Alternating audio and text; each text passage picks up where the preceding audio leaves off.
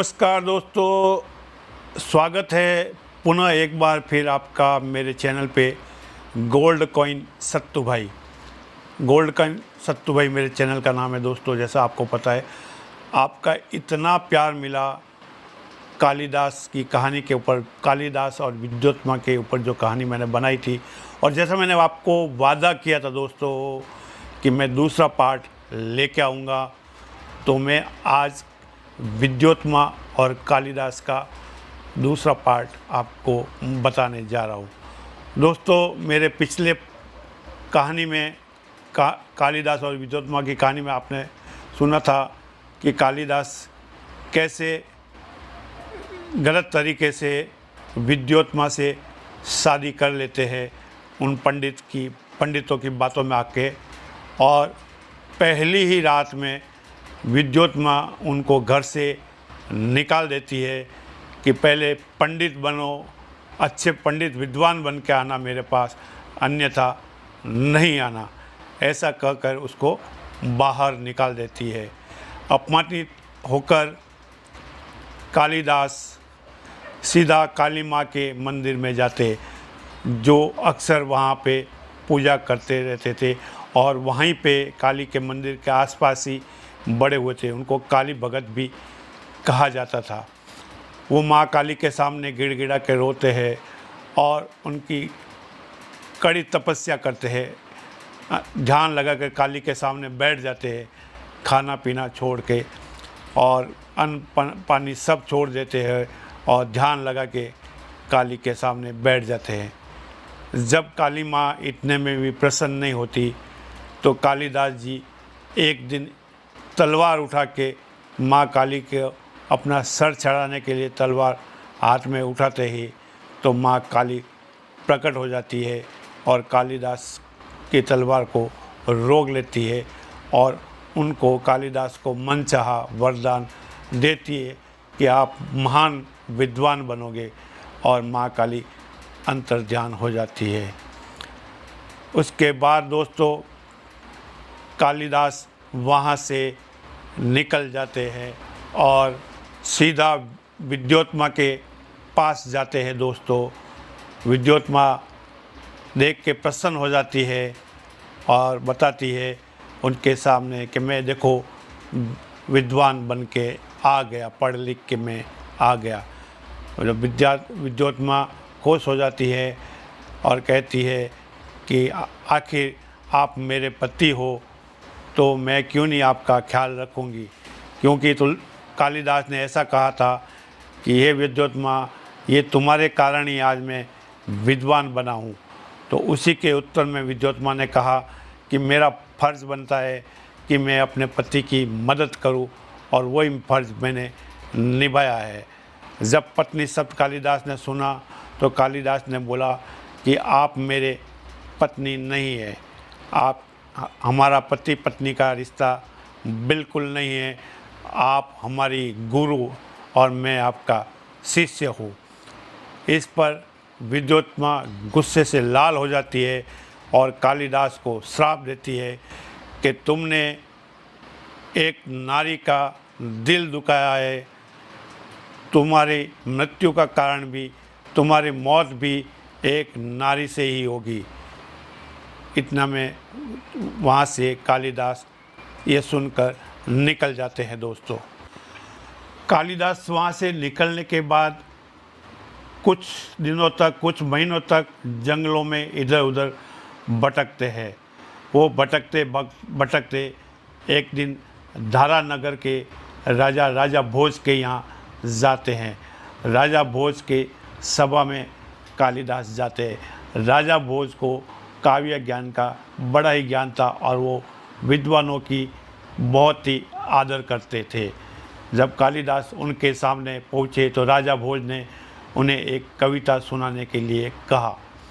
कालिदास ने जब उन राजा भोज को कविता सुनाई, तो वो कविता से राजा भोज प्रसन्न हो गए और उन्होंने कालिदास से आग्रह किया कि आप मेरे सभा में, मेरे राज्य में ही रहे और यहाँ ही काव्य पाठ करें। दोस्तों, कालिदास राजा भोज की बात मान लेते हैं और वो राजा भोज के ही राज्य में रहने लगते हैं। धीरे धीरे वो कविताएं पढ़ते हैं और राजा उनसे खुश होकर उनको धन आदि दे के संतुष्ट करते हैं। दोस्तों, राजा भोज के यहाँ रह के कालिदास ने एक से एक काव्य रचनाएं की और राजा उनको हमेशा पुरस्कार देते रहते। एक दिन उनका राजा भोज के यहाँ मन हुआ कि वो नाटक लिखे, तो उन्होंने वहाँ अभिज्ञान, शाकुंतलम, विक्रमोर्वश्यम और मालविकाग्निमित्रम, दो महाकाव्य रघुवंशम और कुमार संभव जैसे खंड काव्य लिखे। दोस्तों, राजा भोज जब ये देखा तो राजा भोज ने एक दिन उनसे कहा कि हे कालिदास जी, हे कविराज, आप मेरे बारे में, मेरी प्रशंसा के बारे में कभी कविताएं क्यों नहीं लिखते हैं? तो इस उत्तर में कालिदास जी ने कहा कि हे राजन, जो चीज़ नाश्वर है उनकी क्या प्रशंसा करनी, मैं नाश्वर चीज़ों के बारे में कविता नहीं लिखते। इससे राजा भोज थोड़े नाराज़ हो गए और उनसे उखड़े उखड़े रहने लगे। जब कालिदास को पता लगा कि अभी राजा भोज उनमें इंटरेस्ट नहीं ले रहे हैं, तो वो एक दिन छोड़ के चले जाते हैं और एक नगर में जाके बस जाते हैं। जब उनको राजा भोज को थोड़े दिन बिना कालिदास जी के अच्छा नहीं लगता, तो उनको ढूंढने के लिए सिपाही भेजते हैं, लेकिन सिपाहियों के हाथ वो नहीं लगते क्योंकि किसी को पता नहीं था कि कालिदास जी कहाँ गए। तो इस पर राजा भोज ने एक दिन एक युक्ति लगाई। उन्होंने घोषणा कर दी कि जो नई रचना, जो नई कविता जो कोई कवि मुझे सुनाएगा, उनको 1,00,000 मोहरें इनाम में दी जाएगी। दोस्तों, घोषणा आग की तरह फैल गई और एक से एक कवि आके वहाँ पे कविता सुनाने लगे। लेकिन जो दरबारियों में जो पंडित बैठे थे, जो जज बन के बैठे थे, उनको भोज ने कहा कि आप किसी भी कविता को नहीं मत कहना जब तक कालिदास नहीं आ जावे। जब सारे कवि निराश होकर लौटते थे, ये बात कालिदास को पता पड़ी, उनको ये अच्छा नहीं लगा।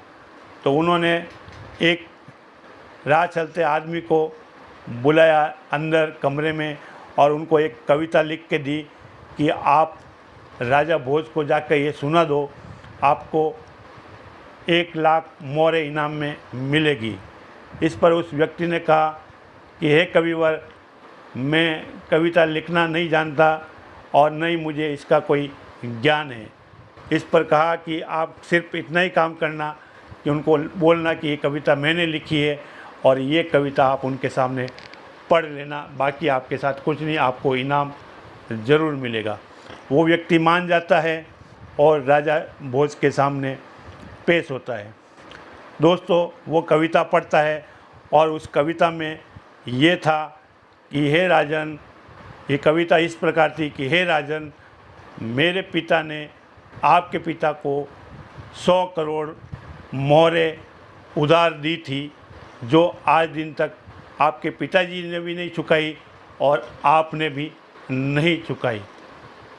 इस पर जो जज बैठे थे वो सब संकोच में पड़ गए कि अभी इस कविता को हम नहीं बोलेंगे तो 1,00,000 मोहरें देनी पड़ेगी और पूरा नहीं बोलेंगे तो राजन को ये धन चुकाना पड़ेगा 1 करोड़ मोहरें के रूप में। राजा स्थिति को समझ गए, उसकी चापलूसी को समझ गए और उसको बुलाकर 1,00,000 मोहरें इनाम में दे दी। किंतु दोस्तों, उस व्यक्ति को पकड़ के सख्त पूछताछ की गई कि ये इनाम तो तुम्हारा है, तुम्हारा हकदार, तुम हकदार हो, ये तुम्हारा इनाम हो गया, पर अभी सच सच बताओ कि ये कविता किसने लिखी, ये आपने तो नहीं लिखी है। वो व्यक्ति टूट जाता है और वो बोलता है, हे राजन, ये कविता सच में मैंने नहीं लिखी है, ये तो हमारे गांव में एक विद्वान पंडित है, विद्वान कवि है, उन्होंने लिखी है। इस पर राजा भोज उसके साथ में उस गांव में जाते हैं और कालिदास को मिलते हैं। दोनों गले मिलते हैं और बहुत खुश होते हैं और कालिदास का स्वागत करके फिर उसको राज घराने में, राज्य में ले आते हैं दोस्तों, दारानगर में। फिर राजा भोज के वहाँ रहते हैं और उनका प्रेम जितना था उतना मन मुटाव भी चलता रहता है। बीच बीच में एक अलग तरह का जो दोस्तों में होता है वैसा मन मुटाव हो जाता है। तो इस बार वो बार बार रूठ के जाते, बार बार उनको मना के लाते। इस बार जब कालिदास रूठ के गए तो वापस नहीं आए, तो राजा को लगा कि कालिदास से मिले हुए बहुत दिन हो गए। उनको एक बात दिमाग में आई कि कालिदास मेरे बारे में क्या सोचते हैं। तो वो उनके मन की बात लेने के लिए अपना रूप बदल कर बहरूपिया बनकर कालिदास जी के यहाँ जाते हैं और कालिदास जी को बोलते हैं कि मैं दारानगर से आया हूँ। जब दारानगर का नाम सुनते हैं तो कालिदास जी राजा भोज के बारे में पूछते हैं कि कुशल मंगल तो है। तो वो व्यक्ति बताता है, जो राजा था वो राजा बताते हैं कि हे कविवर, उनका तो हाल ही दिनों में देहांत हो गया है। इस पर कालिदास बहुत दुखी होते हैं और बहुत व्याकुल होते हैं दोस्तों। और उस व्याकुल में उन्होंने एक कविता राजा भोज के बारे में उनको सुनाई। जो राजा भोज रूप बदल के बैठे थे, उन्होंने बहुत खुश हुए और अपने असली रूप में आ गए और कालिदास जी को बोले, हे कालिदास, आखिरकार तुमने मेरी प्रशंसा कर ही ली। दोस्तों, फिर कालिदास जी को मना के वो अपने राज दरबार में लेके आते हैं। दोस्तों, कुछ दिन तो ठीक चलता है, फिर कालिदास जी और राजा भोज के बारे में मन मुटाव हो जाता है और इस बार कालिदास जी निकल जाते हैं और सीधा श्रीलंका पहुंचते हैं। श्रीलंका के वहाँ के राजा उस टाइम कुमारदास हुआ करते थे। कुमारदास के राज्य में वो कुमारदास के पास तो नहीं जाते, वहाँ एक नर्तकी के पास ठहरते हैं। नर्तकी के पास मेहमान बन के ठहरते हैं दोस्तों, और धीरे धीरे वहीं अपना जीवन गुजारा करते हैं। राजा भोज की तरह कुमारदास भी विज्ञान में, ज्ञान कला में, कविताओं में बहुत रुचि रखते थे। तो वो भी काव्य पाठ में वगैरह बहुत रुचि रखते थे। तो उन्होंने एक दिन एक छंद लिखा, एक रचना लिखी और ऐलान करा दिया कि इस काव्य पाठ को, इस छंद को जो भी पूरा करेगा उसको 1 लाख स्वर्ण मुद्राएं दी जाएगी। धीरे धीरे आग की तरह बात फैल गई, लेकिन दोस्तों उस छंद को कोई पूरा नहीं कर पाया। तो ये बात एक दिन नर्तकी ने बैठे बैठे कालिदास को बताई कि राजा ने ये छंद लिखा है और उसको आज दिन तक कोई पूरा नहीं कर पाया। जब कालिदास ने वो छंद पढ़ा तो बोला, ये तो बहुत ही आसान है, मैं लिख देता हूँ। और वो बहुत ही जल्दी से उस छंद को पूरा करके वो नर्तकी को दे देते हैं। नर्तकी मन ही मन सोचती है कि ये छंद अगर कालिदास ने सुना दिया राजा को तो 1 लाख मुद्राएं कालिदास को मिल जाएगी। इस पर उन्होंने एक चाल चली और एक चाकू लेके, छुरा लेके कालिदास के पेट में घोंप देते हैं और कालिदास की मृत्यु हो जाती है। दोस्तों, फिर क्या था, वो काव्य रचना लेके वो नर्तकी राजा के दरबार में पहुंचती है और वो छंद को सुनाती है। छंद सुन के कुमारदास खुश हो जाते हैं और उसको, उस नर्तकी को 1 लाख मुद्राएं दे देते हैं। लेकिन जिस प्रकार की काव्य रचना थी और कुमारदास जैसे ज्ञाता थे तो उनको उस शैली में जो रस निकलता था, जो भावना निकलती थी, उनको पता पड़ गया कि ये चीज़ कालिदास के सिवा कोई नहीं लिख सकता। तो सख्ती से उस नर्तकी को पूछताछ की गई। नर्तकी आखिर फूट गई और उन्होंने बताया कि मैं पैसों के लालच में आकर, सोने के लालच में आकर मैंने उस शख्स की हत्या कर दी। राजा जब उस नर्तकी के घर में पहुँचे तो उस कालिदास की लाश पड़ी हुई थी। दोस्तों, इस प्रकार एक महाकवि का अंत होता है जिन्होंने संस्कृत में सरल भाषा में बहुत काव्य रचनाएं की थी, बहुत से नाटक लिखे थे। दोस्तों, अभी तक आपने मेरा चैनल सब्सक्राइब नहीं किया है तो प्लीज़ सब्सक्राइब करें और ऐसे ही प्यार बढ़ाते रहे। और आपको ये पार्ट 2 कैसा लगा वो भी लिखें। अगर आपने पहला पार्ट नहीं देखा है तो मैं उसका लिंक डिस्क्रिप्शन में दे देता हूँ, आप देख ले। और प्लीज़ मुझे आप बताते रहे। खुश रहे, घर में रामायण रखे, गीता रखे, बच्चों को संस्कार दे।